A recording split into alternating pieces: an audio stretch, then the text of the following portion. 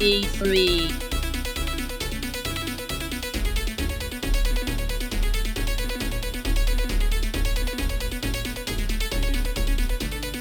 Brothers and sisters, welcome to the Nonsense Super Bash Bros E3 coverage for 2019. Hans, the finishing line. It's here. We are done. One last video. Just need to tidy up the edges, Nick. No, get the fuck away. I'll kill you. Please stop shouting. Please stop shouting at my cat. Bah. We good? You gotta be cool? You gotta be chill. Be chill. Yes, so E3 is obviously the big gaming event of the year, so it makes sense that other things happen in and around E3, including the weeks leading up to E3. So I think we recorded our pre-E3 video, 2 weeks before E3? So even in that 2 weeks, a fair number of things kind of came out and was talked about. So we'll go through those. Yeah, fucking Nintendo. And yeah, so we'll go through those. We'll talk about some things that kind of happened in and around E3. And then Hans and I will wrap up E3 with a neat little bow kind of discussing what we thought were kind of shoot off of the best games and kind of what I've kind of noted up some notable absentees from E3. Pretty much, I think about 3 or 4 days after we recorded pre-3, Death Stranding happened. Death Stranding released a new bonkers-ass trailer. Fucking no clue what this game is still. Norman Reedus has a motorcycle. He's friends with the president. And the game's coming out November 8th, 2019. The biggest thing we think we kind of realised from that was the fact that it's coming out this year. Yeah. Which kind of blew me away, to be honest. Because I think it's because when we last talked about it, you talked about how they said production was behind. Yes. And I'm kind of like, if this is where it's come out from, production is behind, what the fuck was the original release date? Yeah. So yeah, because I was impressed. I'm very shocked it's coming out this year, especially I just didn't expect it this year at all, especially just because I didn't think they'd have a decent platform to kind of get out there and announce it. Turns out they can just put a trailer out on the internet. Yeah, then the internet will explode. I would have thought Sony probably would have wanted them to kind of put it out in a big platform, like say either a State of Play or their probably upcoming PlayStation experience later in the year. It shows a bit more story-wise and gives a bit more of the lingo and stuff to it. So, like, we talked about it before, but so it's PDs? No. What were they called? BTs? Yes, beached things. Beach things. And then what appears to happen is that they drag you back through time or transport you, and then you maybe live out your days, and that's how you die. And then you came out and said that there is no traditional game over screen. Yes. Be interested to see how that works. Mm-hmm. Still a lot of questions, Nick.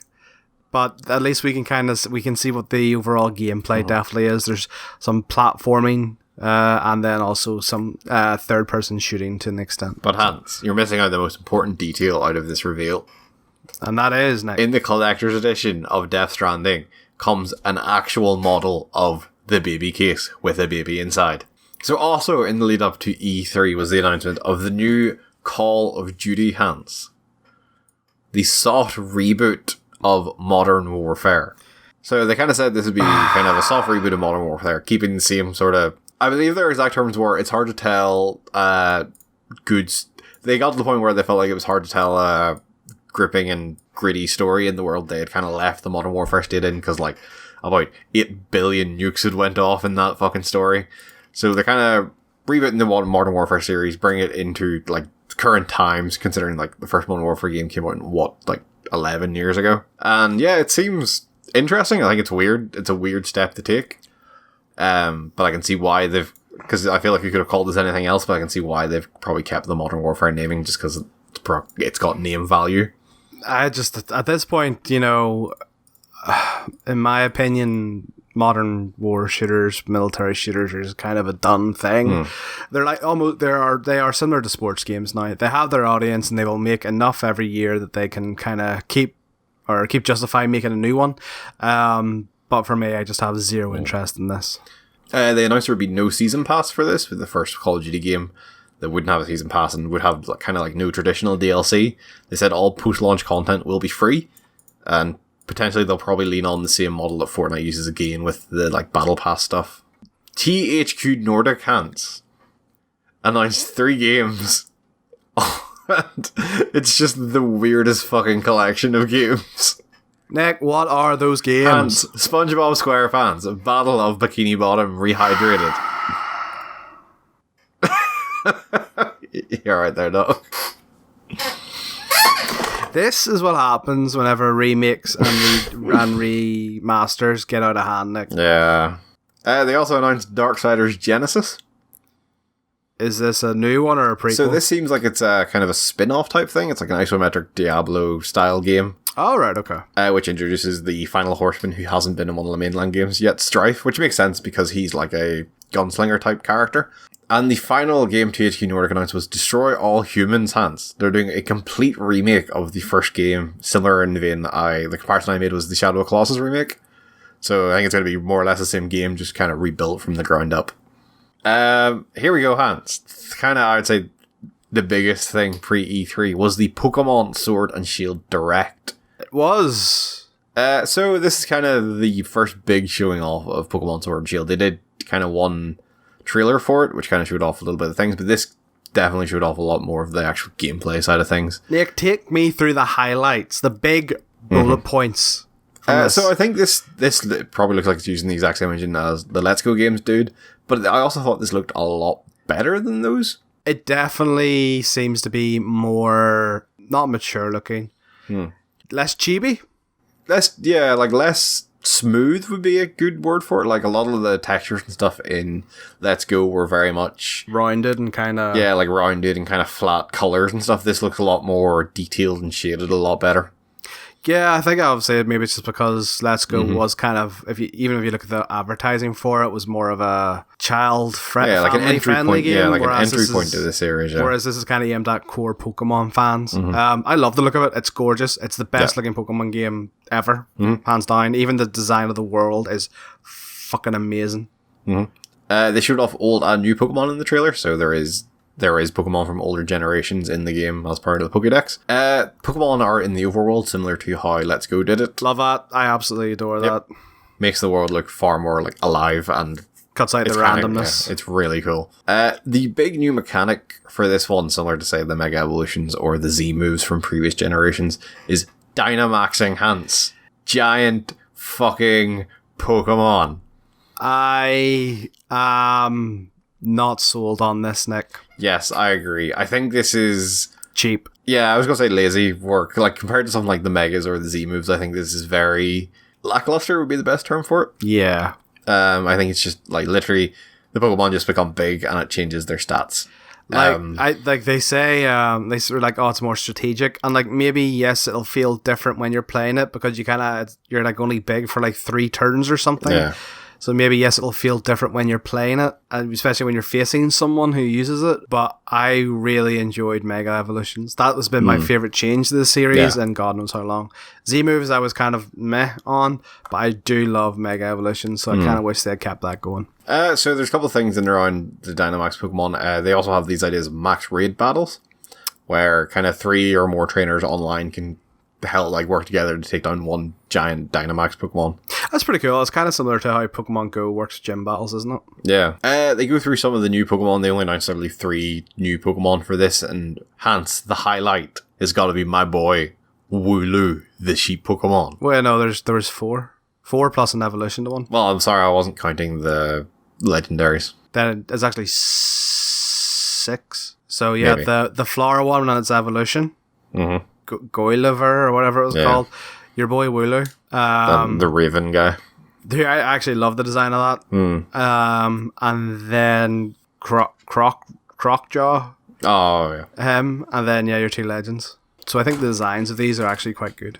Yep. I know, obviously, I'm sure there will be the shit ones, because every generation has the shit ones, but... Yeah, and as you mentioned there, they also revealed the version mascots. So I thought, looked very similar at first, and was wondering if they were, the same Pokemon, just in different forms. But from what it says, it seems like they're not. They are 2 different Pokemon. They're just kind of coloured very similarly. And we get the release date of November 15th. And they also announced there will be a dual pack available, which I think is pretty cool. And it comes in a nice wee steelbook case. But yeah, overall, I think Sword and Shield looks really neat. I think it'll be cool to be playing a proper mainline Pokemon game on essentially a home console. And I'm very excited for it. I think it'll be really fun. It's the most excited I've probably been about a Pokemon game since...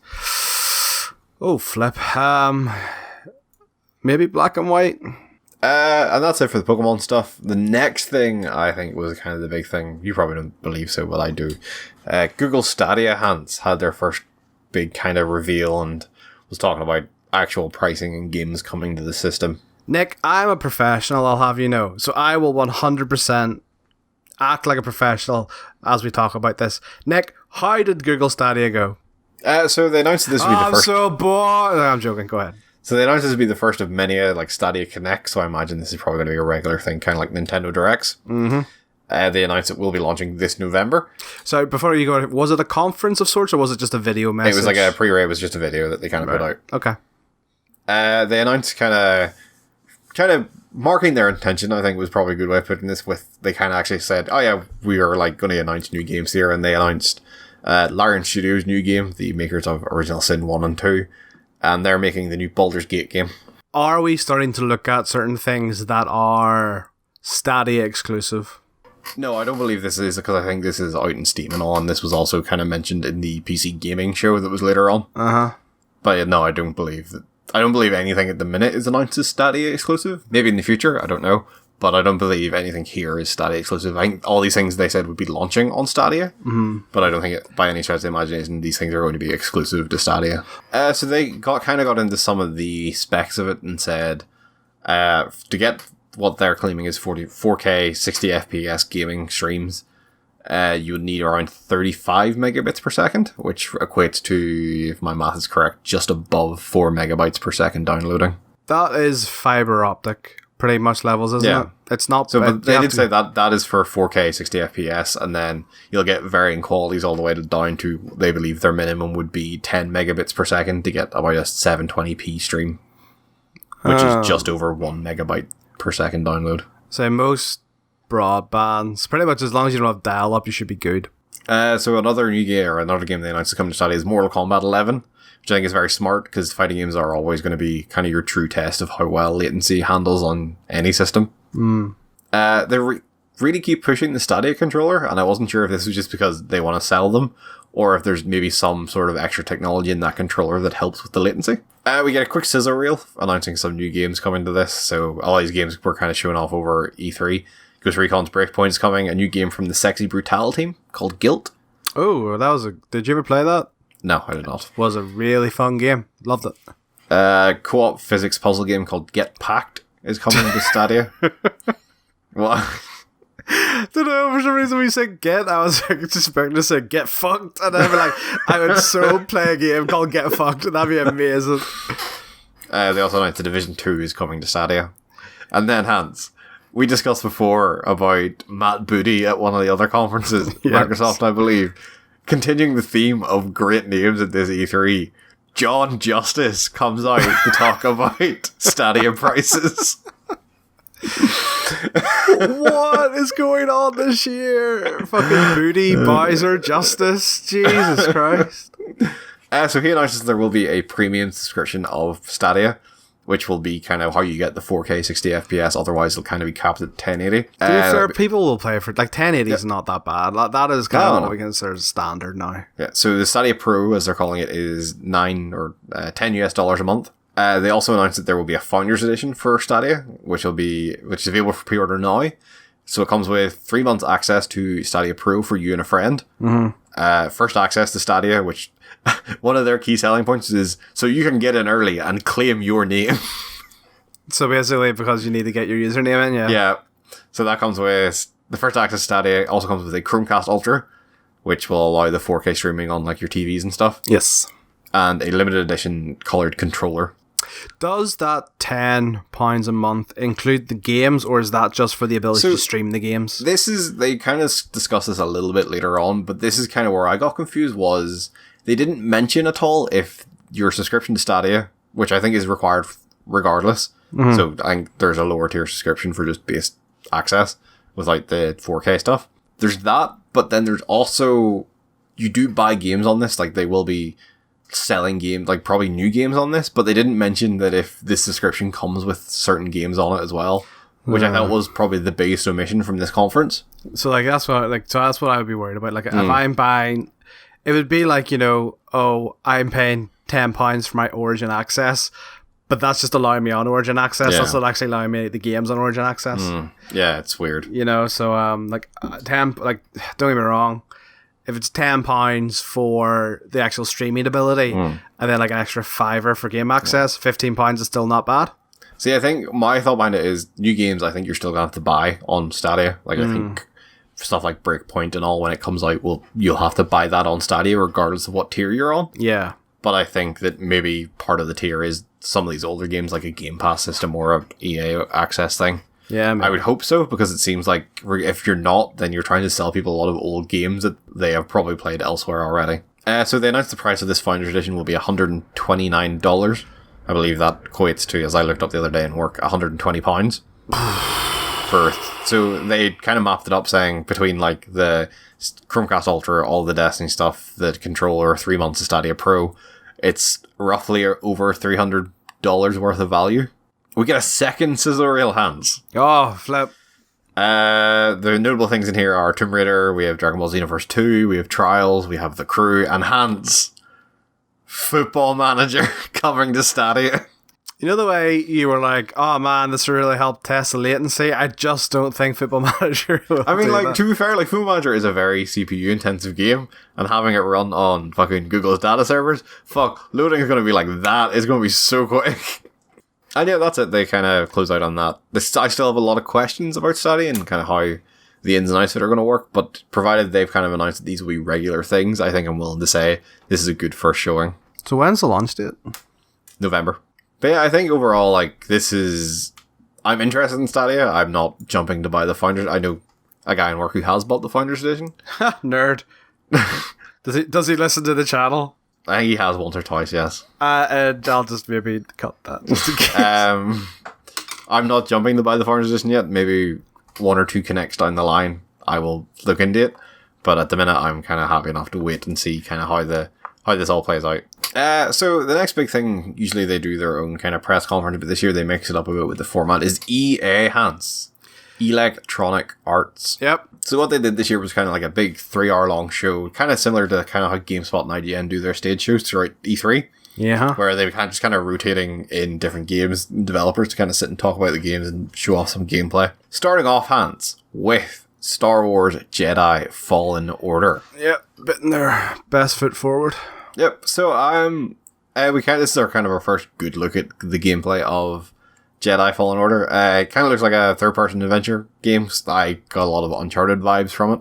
Yeah, so the platform seems to be very Uncharted-esque when he was kind of climbing up the ATT slag, and then later on we kind of look at some of the combat, and I said the combat is kind of reminiscent of the Force Unleashed to an extent. Maybe not as wild, and I think it seems a bit more deliberate compared to the Force Unleashed. It doesn't seem as much crowd control and stuff. It's more just kind of you do 1 to 2, maybe 3 enemies and stuff, you know. Yeah. It wouldn't be a respawn game if it didn't have wall running. So yeah, that's neat. I like there's a lot of cool little contextual things in there, like the map like is a hologram from the droid, like you use your lightsaber as like a light source in dark areas, which I think there's a lot of small little cool touches like that.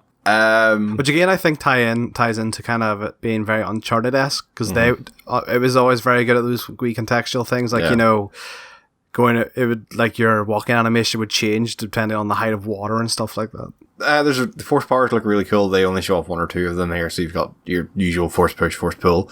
They have a time slow, which they actually contextualized and said, it's like the force constantly pushing and pulling the same person to kind of keep them in place. And there's a really fucking cool moment in the trailer, or in the gameplay moment, where one of the stormtroopers fires, and Cal stops time, and then the shot is obviously then hanging in the air, and he pulls the stormtrooper towards him through his own bullet, and kills the stormtrooper, and it was fucking cool. Yeah, I think Respawn is very much the right choice for this game. I'm still very much looking forward to this game. So then the EA moves on to Apex Legends, which the main talk here was kind of just in and around their new Battle Pass season coming up, and it's launching with a new hero, new weapons, some more stuff. We get new stuff for Battlefield V, new maps all kind of based in and around the Pacific War Theater. and some other small quality of life stuff. There wasn't much to kind of talk about there. FIFA 20, Hans. Nick, now you're speaking my language. Volta Football. Nick, call it what it really is. It's FIFA Street. Damn They're right it adding is, Nick. FIFA Street to FIFA 20. They kind of talked about some of the stuff, like they're adding a lot more customization into it, so you can have, like, you can do 3v3, you can do 4v4, you can do 5v5, you can choose to play with or without goalies and stuff like that. Though they didn't go into a lot of information about FIFA Street and how maybe it plays differently. They obviously implied some things, like you can bounce stuff off the walls and things like that, but they didn't go into a lot of detail. I imagine like it's mostly kind of down to the stick tricks and stuff like that, whereas it's not going to be as responsive on their traditional 11 versus 11 match, and it will change differently kind of when you're in there. But also it's a completely different game mode. However, Hans, during the trailer, they did a gameplay trailer, and someone's arm totally went through their leg. Oh, did they? Yes. That's embarrassing. Keeping up the tradition of FIFA being janky as fuck. Madden NFL 20 also coming out this year. It's more Madden. They said a bunch of stuff I didn't understand. And this is when I noticed there was no mention of either the journey or long shot in either Madden or FIFA. Yeah. So it seems like they've maybe dropped those for this year. Bit of a shame. Like we both quite enjoy Journey, like so. And then the final game EA kind of talked about was The Sims 4, where they announced a new expansion. Fuck yeah, Nick. What's the expansion? Island Living. Yeah. People were going mental in the crowd. Were they actually? Yes. Oh my god. Like, more than any other game that was showing off, people were losing their shit about The Sims. Like, that Sims 4 has been going now for like 4, 5, nearly going on 5, 6 years maybe. It's this is one of the longest running ones. So yeah, so it's a new Sims expansion. It's all themed around living on an island. You know, it's the fucking Sims. You know what you're getting with The Sims. Angry pooping Nick. Yeah. And yeah, that was it for EA, and it kind of made me realize, I understand why they didn't do an actual briefing this year, because it's a one-trick pony. Yeah, it's a one-trick pony, and as much as like all this other stuff was cool, I don't think it would have held water in a actual press conference. Yeah, Ubisoft. Maybe do that next year, you fucking pricks. So the final thing that I thought was worth kind of talking about is the PC Gaming Show. Had a couple of neat announcements, nothing massively interesting. I think this is quite a weak show compared to how they usually do it, but there's some cool like nostalgia games in here. Evil Genius 2, Hans. Yeah, I had a passing interest in the first one many moons ago, so it's kind of odd. It's like you build a dungeon and try and keep people out almost, sort of thing. Yeah. Vampire the Masquerade Bloodlines 2 got a new gameplay trailer showing off some cool things. It's a cult classic, so yeah. I'm interested in this game just because the first one has a lot of buzz around it, and I've always kind of been tempted to kind of pick it up and see what it's actually kind of like. And that also gets, I think it's the first kind of hint of when it's releasing Q1 2020. Fair enough. They announced a sequel to Chivalry, which is kind of funny considering the people who made Chivalry just released a new game. We get a new game from the Planet Coaster people, Hans. Planet Zoo. Nick, Planet Coaster suck dick. See, yeah, probably. I don't know what my point was going to be there. Are you just trying to argue with me now for argument's sake? I don't know. I don't even know. Planet Coaster, like, I can understand why some people liked it, but it is... It's not a management game is what the main complaint I've heard. It's very much about, here, just build these cool roller coasters. Yeah, like, it's kind of... Which is weird considering, like, a zoo-based game on that is going to be far more about the management game than a theme park one is. Like, you compare it to, like, the Tycoon and stuff, it's just, they're not even on the same ballpark. If you want a cool roller coaster / theme park game, you should try Parkitect. And that's coming out the 5th of November. We get a new trailer for Shenmue 3, Hans. Did someone told me recently it had been delayed? Or did I read that? I don't think it's been delayed. It got a release date of 19th of November. Really? That's a lot closer than I thought. Yep. I thought it was very weird that this has kind of fallen into the PC gaming show. I would have thought Shenmue would have had enough sway to kind of get on Microsoft or something. Yeah, but they also had 60 games to get through. So. But then, Hans, I realised why. Because after the show, it was announced Shenmue 3 would be exclusive to the Epic Game Store on PC. And they were sponsoring the PC gaming show. That's going to piss a lot of people off. Mm-hmm. That came out originally on Dreamcast? Yep. And this was, the other thing was, this is obviously Kickstarted, and the Kickstarter specifically said Steam keys. which they are no longer doing. Oh, fuck, that's dirty. Like, they have done people dirty there. So this one's just for me, and I thought this was hilarious because on the same day that the Dota exclusive version of this leaked and the League of Legends people announced they would be making one, Auto Chess is the standalone Auto Chess game is coming to PC. So now there is like 5 versions of Auto Chess Hands between the Dota custom game, the standalone mobile version, the Dota official Dota one, for lack of a better term, and now League of Legends doing their own one. Nick, I was going to ask you what auto chess is, but I just don't care enough to even value asking you. I thought I wouldn't have mentioned this if like all these other things didn't fall like into place around it. It's just, this is madness what's going on. And then the final thing I kind of thought of note, which especially I kind of thinking of you when I wrote this down, Telling Lies, which is the spiritual successor to Her Story, made by the same guy. I think he's got a bigger studio kind of behind him now to help make it. Is it like partially live action again? Yeah, it seems like it's very similar, like gameplay wise. Oh, that's cool. I think it's a nice wee experimental game, I suppose is the best way to describe it, you know, so yeah, I'll maybe pick it up. And yeah, that was kind of it for the PC Gaming Show, and that's kind of it for in and around E3. So Hans, let's wrap. Okay, really had to fight myself not to make an actual rap joke, but okay. So I did think, as kind of last year, I kind of pointed out there's a lot of potential notable absences, and I've realised that some of these are also notable absences from last year. Mm-hmm. So we're still kind of waiting to see what Rocksteady are working on. Nick, we've been waiting for that for like 4 years. I know, which is madness. Like, there's been like so many rumours. Like, there has been rumours that they've been working on a Suicide Squad game, a Superman game, a fucking Harry Potter game.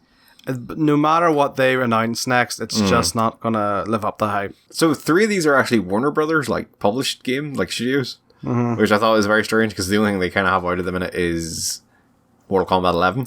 Maybe it's a knock-on effect of DCU not doing too well.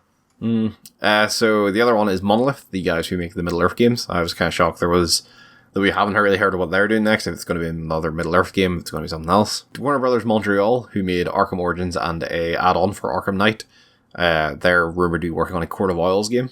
And I'm actually kind of shocked BioWare didn't make an appearance at the show, even just kind of come out at the EA things and like kind of hold their hands up and say, yep, Anthem's fucked, but we're working on it. I think it's just a case of their time is better spent trying to fix it rather than make an appearance about it. Beyond Good and Evil 2 not showing up blew my mind. That was I was kind of shocked, because considering they were willing to show themselves in very early days, and then all of a sudden they're like how slow must development be going if they're not willing to show something new? Yeah. But what was your thoughts of the convention overall, Nick? I think it was a case of, I think very similar to before the PS4 and the Xbox One launch. I think we're in a weird spot where obviously these consoles are at the end of their life cycles, and it's hard to do kind of what they've done before and say, all right, we have all these games and have this widespread of games coming out over multiple years. Like, it's hard to say, all right, we have these games coming this year, these games coming next year, even further in the future. Here's some really brief teasers for things that are coming way off in the future, because they're hesitant to kind of start revealing games for their new consoles. So all they can really talk about is what's coming this holiday or early next year. And I think I feel like the same thing happened when we were going into this current generation from the 360 and PS3. I feel like it's maybe hit a lot harder this time, because we do have obviously kind of Nintendo who are on their own weird generation and just kind of doing their own fucking thing off in the corner. Yeah, but they're nailing it, that's the thing. Yeah, they are nailing it, and I think it's also felt weirder because we have less conferences this year. Like, I think we wouldn't feel as weird about feeling like these games feel like we're feeling like there's a weird lack of games and kind of games not being shown off as well as we thought they should be, because we're missing an EA conference, we're missing a Sony conference that maybe we wouldn't have shown off games in this big gameplay sense, but would still be showing off more games that would have more buzz and people would be talking about them, so it wouldn't feel like there's this weird lack of actual games to talk about. But overall, like, I think there's been strong conferences. I think there's been very, very weak conferences. But overall, like, I think it's a very middle of the road E3. Hans, what did you think of E3 overall? This E3 was very eye-opening for me, in terms that I think the days of doing annual conferences, now the convention and floor show 100% should still happen, but of doing annual conferences kind of needs to go away. I think with the amount of leaks that happen rolling up to this, with the amount of people doing their own thing, and the amount of people just putting on a conference for conference sake, that maybe there is just, we're kind of past that now. That maybe people should only really do a conference when they feel it's appropriate. For example, Microsoft announcing their new console for not Nintendo, for Square Enix, who are announcing two really big, not announcing, but showing off two pillars of their big guns, Nick, you know, the gun show, stuff like that. For a couple of reasons, I think they need to stop. I think it's a waste of money. You look at Ubisoft, right, today, and like we both agree, it was really just a one-trick pony. It was Watch Dogs and very little else. They, between renting the hall, getting the lighting equipment and stuff, hiring the dancers for Just Dance, they probably did themselves out of money, I think, in the long run. So I think, realistically, kind of going forward, I just think that E3 is not what it used to be. So to me, I think E3 needs to come away from annual conferences. 100% do the floor show. That's still a big part, and that's where the money is for them, you know, selling tickets for that. But I think annual conferences, just for the sake of doing annual conferences, are just, it's done. Like, imagine that Microsoft conference, and say you cut out some of the weird, like, trailers that no one really cared about, like Crossfire and shit like that. And then you start slotting in, like, the gameplay section of Watch Dogs Legion, the something else that I just thought of, like the gameplay section of Star Wars. Like, you slot those into the conference and give them time in a bigger conference on a bigger stage, and suddenly I think you have a really good show. Yeah. But yes, that is it for E3 this year. People can relax. No more news for the rest of the year. You know what I'm going to do? I'm going to go to bed and start going back to work. You got to go to bed and masturbate to that 30 seconds of Zelda clip. Just going to have that on repeat for the rest of my life. Thank you for joining us for E3. It is a goodbye from Hans. Have a really good one, guys. It is a goodbye from myself. Thank you very much. You're welcome, Nick. God damn it, Hans.